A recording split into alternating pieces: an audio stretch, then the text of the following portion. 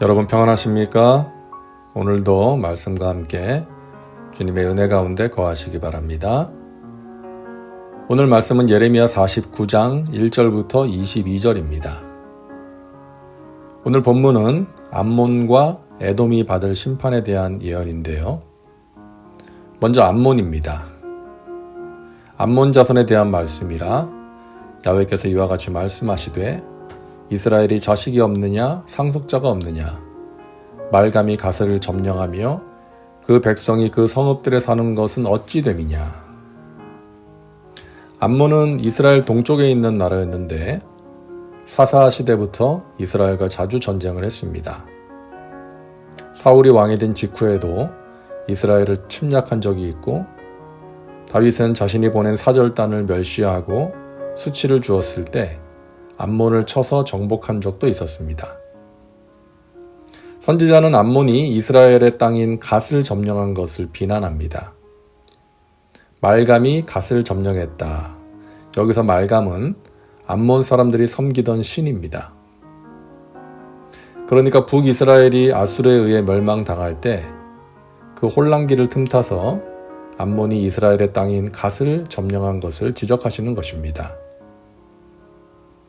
오늘날에도 세계 각 지역에 영토 분쟁이 있습니다.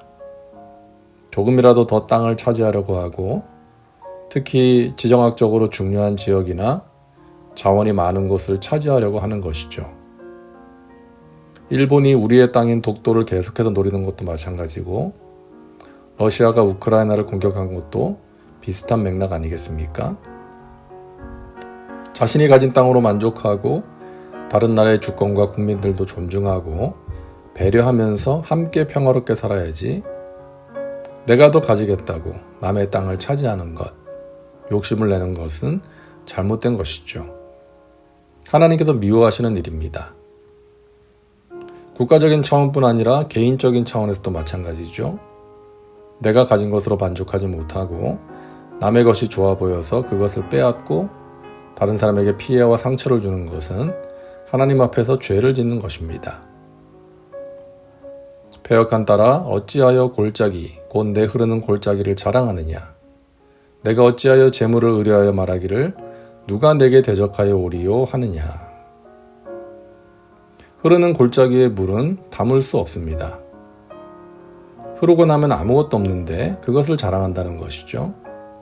암몬은 모압과 마찬가지로 자기 만족에 도취되었던 교만한 나라였습니다. 자기가 가진 것들을 의지하면서 누가 감히 나를 대적하겠느냐라고 했던 것이죠. 그런 암몬에 대해서 말씀하십니다. 야훼의 말씀이니라. 그러므로 보라 날이 이르리니 내가 전쟁 소리로 암몬 자손의 랍바에 들리게 할 것이라. 랍바는 페어더미 언덕이 되겠고 그 마을들은 불에 탈 것이며 그때 이스라엘은 자기를 점령하였던 자를 점령하리라. 야훼의 말씀이니라. 그런 암몬에 대한 심판을 선언하십니다. 무력으로 남의 것을 빼앗은 암몬은 남의 나라의 무력에 의해 페어더미가 될 것입니다. 자, 다음은 에돔에 대한 심판 선언입니다. 에돔에 대한 말씀이라. 만군의 야훼께서 이와 같이 말씀하시되 대만에 다시는 지혜가 없게 되겠느냐. 명철한 자에게 책략이 끊어졌느냐. 그들의 지혜가 없어졌느냐. 에돔은 야곱의 쌍둥이 형인 에서로부터 시작된 족속이죠. 출애굽 시대부터 에돔은 이스라엘을 적대시했고요. 그 후로도 두 나라는 사이가 좋지 않았습니다. 에돔은 당시에 지혜로 유명했던 나라였습니다. 보통 고대 문명의 발상지 그러면 애굽과 바벨론을 생각하죠. 두 나라가 과학적인 지식을 발전시켜서 건축물들을 남겼기 때문입니다. 애굽 사람들은 피라미드 같은 왕의 무덤을 만들었고 바벨론 사람들은 왕의 궁전이나 성을 만들었습니다. 요즘으로 하면 이공계통의 지식인 것이죠. 그런데 에돔 사람들은 인문계통의 지식을 발전시켰습니다. 하지만 이제 그들의 지혜는 낙후되어서 더 이상 힘이 없습니다. 그리고 자신들에게 임박한 재앙을 이겨낼 지혜가 없는 것입니다. 그들의 지혜는 하나님이 주신 지혜가 아닌 인간적인 지혜였고 그것은 한계가 있는 것입니다. 바위 틈에 살며 산 꼭대기를 점령한 자여, 스스로 두려운 자인 줄로 여김과 내 마음의 교만이 너를 속였도다. 내가 독수리같이 보금자리를 높은 데에 지었을지라도 내가 그리로부터 너를 끌어내리리라. 이는 야훼의 말씀이니라. 하나님의 지혜는 겸손하고 정직하며 사랑이 넘칩니다.